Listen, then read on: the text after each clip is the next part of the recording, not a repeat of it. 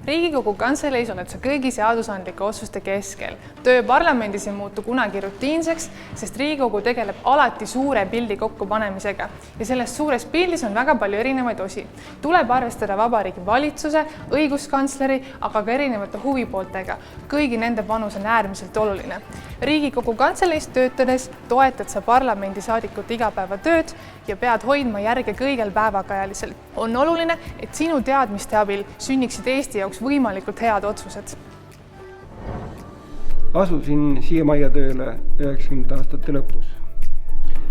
Riigikogu kantselei ootuste ja nõudmiste lävepakk on alati üsna kõrge olnud, mistõttu arvan, et siin majas töötavad mõistlikud, selge mõtlemise ja avatud meelega inimesed.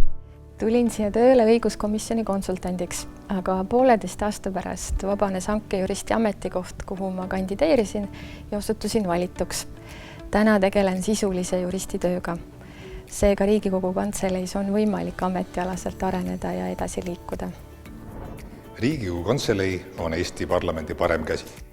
Sinu korrektsus ja asjatundlikkus peegelduvad kaudselt ka Riigikogu poolt vastuvõetavates otsustes. Sinu teha on, et analüüsid, kokkuvõtted ja ülevaated oleksid korrektsed ja põhjalikud.